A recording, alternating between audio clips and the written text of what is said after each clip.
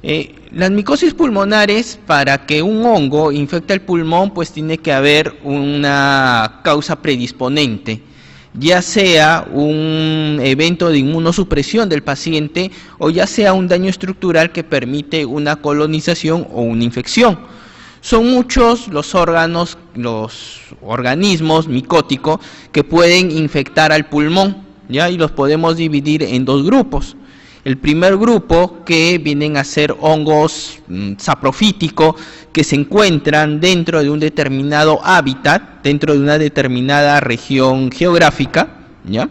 Y un segundo grupo de hongos relacionados con la patología clínica, con un tema de ambiente hospitalario, como por ejemplo la cándida o el Pneumocystis jirovecii.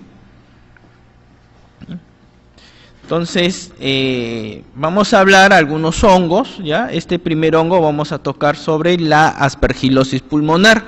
La aspergilosis pulmonar, pues, es producido por un agente micótico que se llama el Aspergillus, y este Aspergillus tienen algunos tipos, como los mencionados acá. El más frecuente que afecta al ser humano es el Fumigatus, en un 95%. La característica de este hongo es que es un hongo cosmopolita, es decir, se encuentra en todas las regiones, en cualquier medio ambiente. Y para producir daño en el ser humano, necesita que haya una condición predisponente, ya sea un daño pulmonar estructural, por ejemplo una bronquiectasia, una fibrosis pulmonar, un EPOC, algo que permita al hongo colonizar e infectar al ser humano, o si no, una alteración en el estado inmune.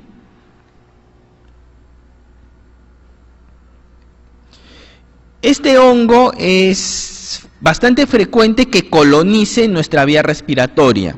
Es común, por ejemplo, que una persona completamente sana, normal, se haga un examen de esputo y le puedan encontrar en ese examen de esputo hallazgos hifas de este hongo, lo que no significa que esté infectado por este hongo. O sea, este hongo puede formar parte en una persona normal de nuestra flora bacteriana, entre comillas, porque no es una bacteria, es un hongo dentro de nuestra flora normal, ¿ya? Las características, aquí vemos al hongo ya en una microfotografía electrónica, cómo se observan las hifas de este hongo del Aspergillus. La forma de transmisión es una forma de transmisión por vía aérea, ¿ya? Y nosotros inhalamos las conidias de este hongo y de esta forma entra a nuestra vía respiratoria, ¿ya? Habitualmente entra para el lado de los pulmones y los senos paranasales, y en poca frecuencia pues entra a través de traumatismos a nivel de la piel o del oído externo. Es decir, la forma de transmisión es la vía respiratoria. Para que haya una condición de enfermedad clínica, pues tiene que haber una condición de inmunosupresión, y entre mayor sea la inmunosupresión de la persona, mayor el daño que puede ocasionar. Así, en una persona normal que solamente tiene una entidad alérgica, solamente el hongo va a comportarse como un antígeno y va a producir una reacción alérgica, produciendo un cuadro que se llama aspergilosis broncopulmonar alérgica.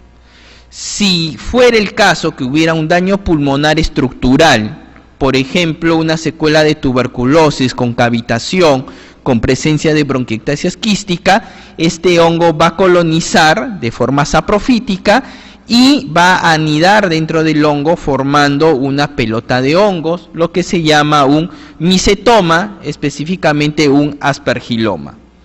En cambio, si ya hay una condición de disminución del sistema inmunológico, ya se puede producir una infección.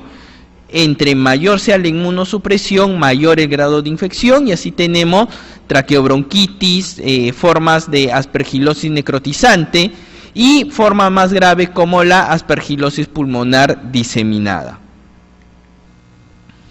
Entonces, importante, este hongo en un huésped normal nos puede colonizar y no nos va a producir ningún tipo de enfermedad. Si hubiera una enfermedad pulmonar cavitaria, este hongo que habitualmente coloniza va a seguir colonizando y va a formar un aspergiloma.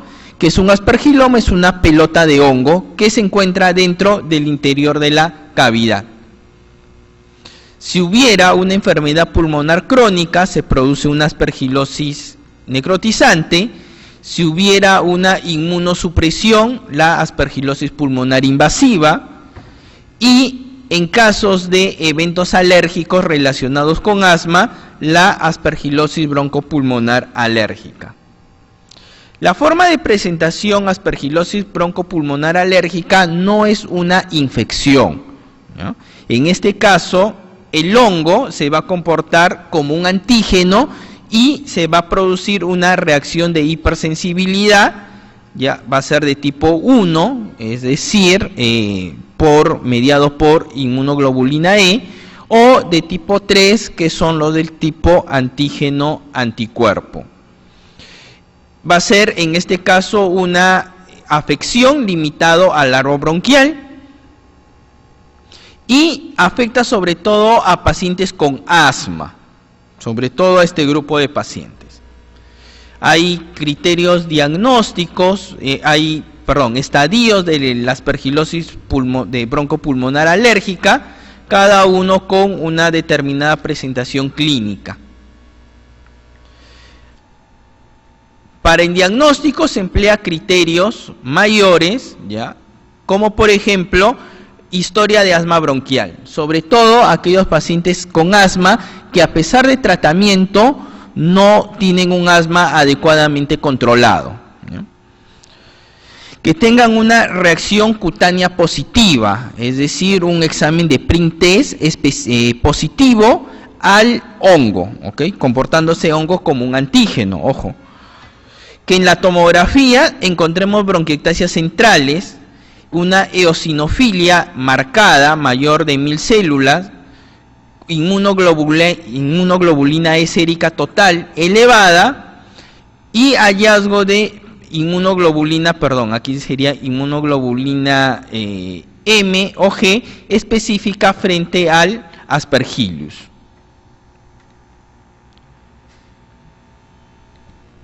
Criterios menores, el hallazgo de un esputo positivo al hongo, que haya una reacción positiva tardía a nivel de la piel, o la eliminación de moco marrón cuando la persona expectora.